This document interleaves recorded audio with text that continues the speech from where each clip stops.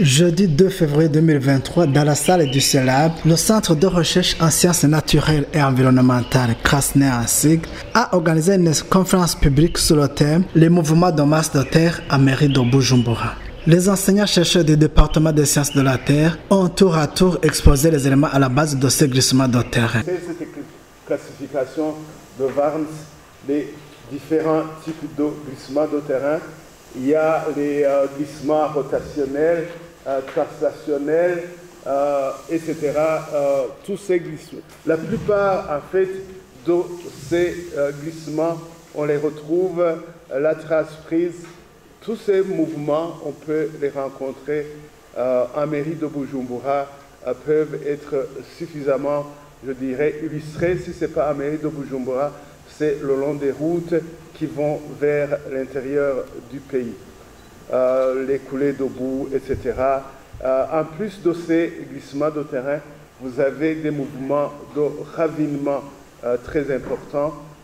Ici, j'ai pris, ça c'est pas ici à Bujumbura, mais je dirais à Kinshasa, mais vous pouvez voir, si vous regardez la taille des maisons et je dirais l'importance du glissement, ce sont des phénomènes qui sont vraiment impressionnants. Mais ici chez nous, nous avons également quelques ravinements qu'on a déjà observés, qu'on observe encore. Ça, c'était un ravin, il a été réparé, c'est le ravin de Rwanza et un ravin de Gasekewye. C'est juste pour vous présenter la typologie de ces mouvements de masse. Eh bien, très rapidement, vous le savez, les facteurs qui influencent les mouvements de masse, c'est la géomorphologie, particulièrement la pente. Et là, vous avez des fortes pentes, la probabilité que les terrains glissent est très élevée. Le climat, particulièrement la pluviométrie, c'est quand les terrains sont gorgés d'eau en saison pluvieuse qu'on observe la plupart de ces glissements de terrain. Les eaux superficielles et souterraines.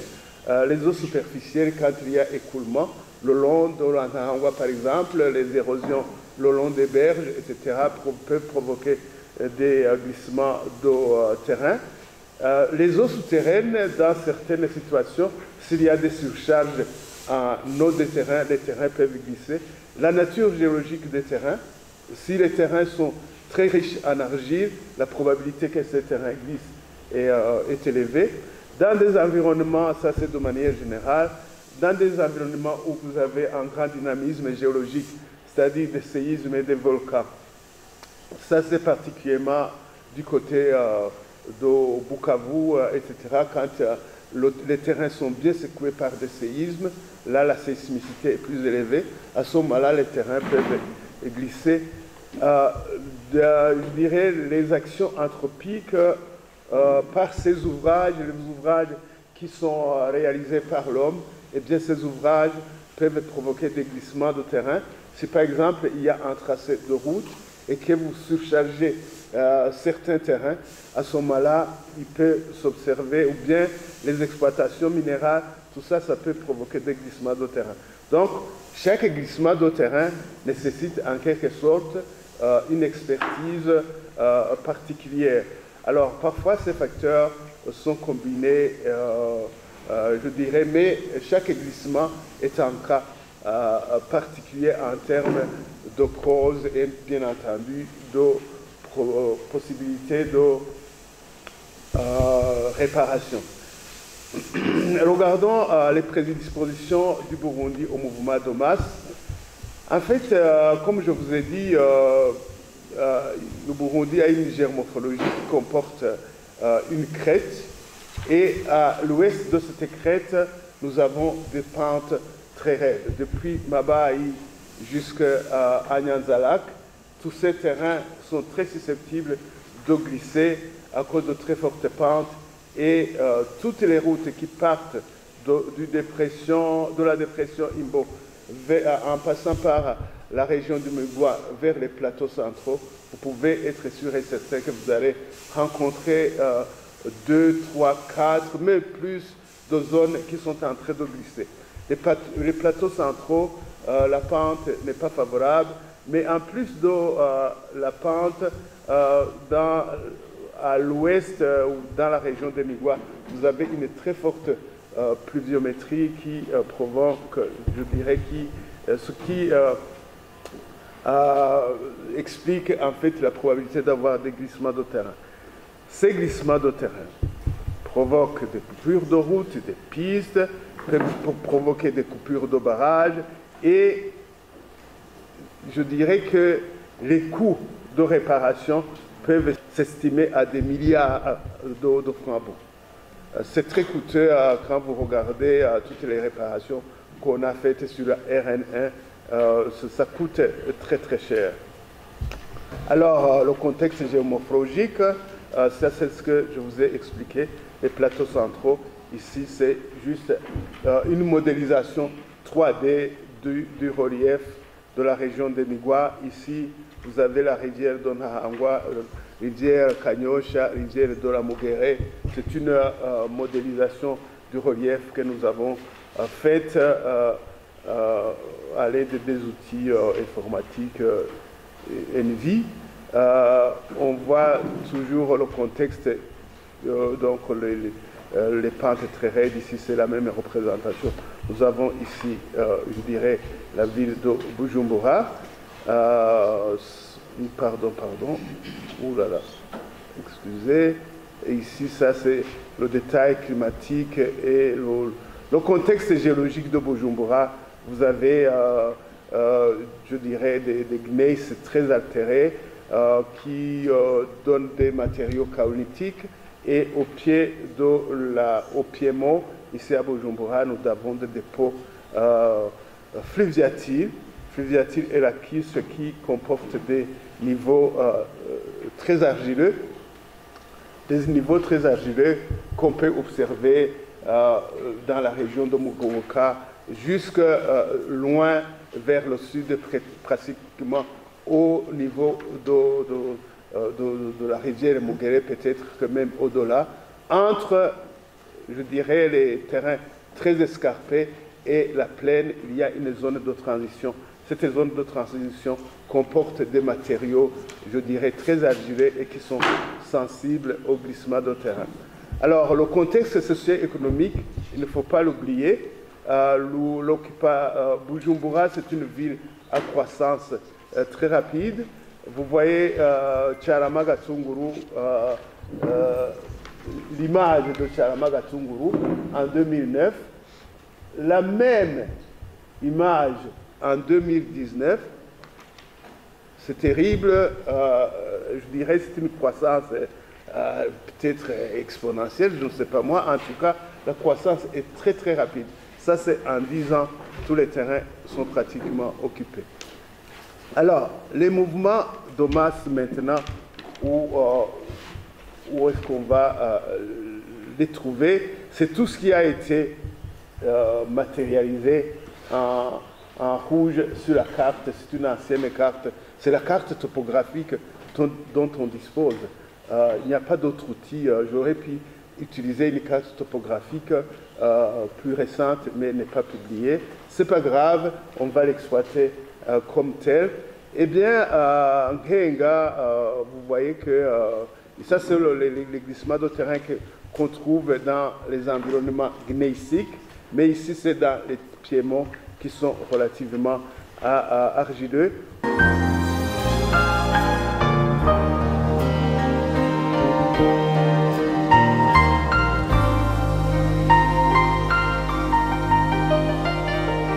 Aussi des systèmes de ravinement, ce qu'on appelle les érosions par ravinement. Donc les grands ravets, par exemple de Rubanza, c'est un ravet mais avec des glissements à l'intérieur. Ici, vous voyez, il y a Rubanza ici, il y a ravet de Sororezo, il y a ici un ravet de Mugoboka qui sont des ravets très, très importants. Et entre les deux, vous voyez qu'il y a l'occupation des quartiers, donc on installe des quartiers. Et ces glissements, comme on a vu dans la première présentation, ces glissements sont très très actifs. Je vais essayer de détailler la partie vers l'est, ici, donc je vais essayer de vous montrer comment évolue ce glissement. Après, je vais vous présenter un glissement qui se trouve à ce niveau de Mugoboka. Donc le premier conférencier a montré une photo, mais ici je vais vous montrer comment ça évolue plus vite. Je vais aussi vous montrer quelque part vers Gikungu, Kihal, ça c'est le quartier Gikungu, Kihal. Je vais vous montrer comment aussi il y a des maisons qui subissent des effondrements à cause de ce ravin avec des systèmes de mouvement de terrain. Et après, je vais vous montrer l'évolution de ces deux glissements, de ces deux ravins, Mugoboka et Surorezo. On va d'abord vous montrer une analyse géomorphologique. Là, c'est le premier. La zone que je vous montre, c'est l'endroit ici. J'ai fait une capture d'écran sur les images Google Earth. Et ce que vous voyez ici, donc c'est cette zone. En essayant d'analyser cette image, là, vous pouvez voir une trace d'un ancien glissement de terrain qui tend à se stabiliser. Vous voyez ici, il y a des arbres. Là, il y a des arbres quand même, vous voyez une trace. Mais ici, on ne voit rien. On voit seulement une petite trace d'un glissement de terrain peut-être superficiel qui est donc simple, qui ne pose pas de problème. Ça, c'était une image du 2 juin 2007. On va faire une analyse diachronique de ces images. Après, ça c'est après 4 ans. J'ai sauté quand même quelques images. Vous voyez ici, il y a un mouvement qui se déclenche. Ça, c'est ce qu'on appelle des réactivations des anciens glissements. Donc ça, pour le suivi, c'est très important. Pour le suivi et pour la prédiction. Il faut d'abord savoir les glissements de terrain parce que la plupart des glissements de terrain se produisent là où les autres glissements se sont produits dans le passé. Ici, c'est comme si la petite trace tend aussi à partir parce que c'est superficiel. Bon, je vais sur l'image de 2013. Vous voyez que maintenant, il y a une rupture de pente. On a un mouvement de terrain qui s'est produit entre 2011 et 2013. Si on observe les images de 2012 qui ont été produites par le bureau de centralisation géomatique, on observe ce glissement de terrain, probablement qui s'est produit en 2012. Mais moi, quand même, j'ai voulu utiliser les mêmes images Google Earth. Donc, le mouvement de terrain s'est produit entre 2011 et 2013. Parce que l'image antérieure, vous voyez, ça c'est 2011, il n'y avait pas le mouvement de terrain, mais ici, vous l'avez. C'est que le mouvement commence entre 2011 et 2013. Ici, on peut voir là, AB, ça c'est la tête. On voit la distance entre A et B, c'est 97 mètres. Tandis que sa longueur, ça c'est la largeur, sa longueur c'est 5 mètres. Après, on fait une analyse en octobre 2022, ça c'est après 9 ans. On voit le même glissement. Donc là, ici, merci.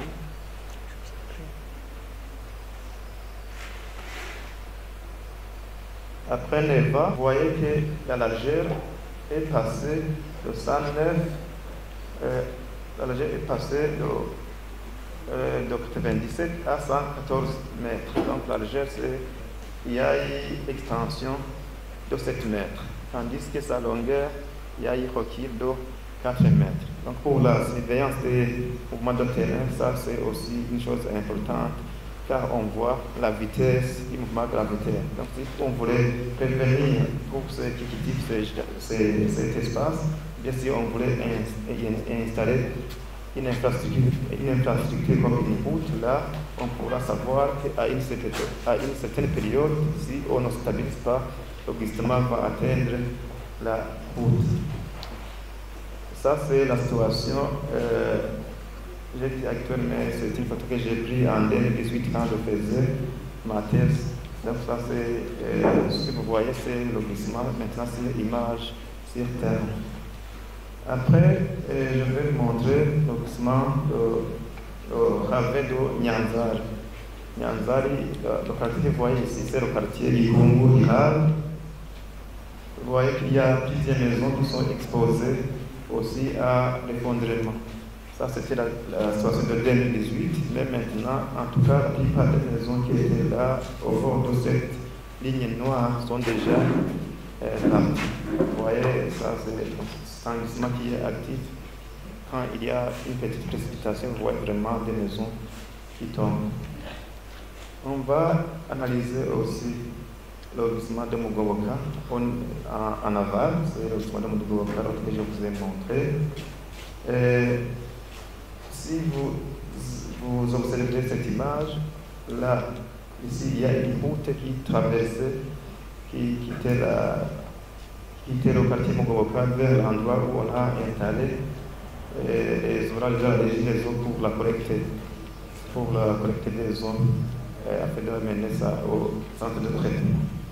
Donc la route est passée en 2018 sans problème, mais vous allez voir maintenant la photo qu'on a prise hier. Si vous observez ça, c'est la maison ici, la toiture ici, c'est cette maison.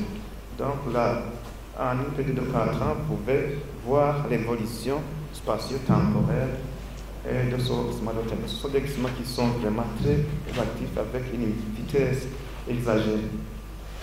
Ça, quand je faisais ma thèse, je observais ici ces arbres qui sont inclinés et j'ai dit aux gens qui sont à côté, attention, à un certain moment, on peut avoir un glissement de terrain parce que ça montre qu'on est dans une zone instable.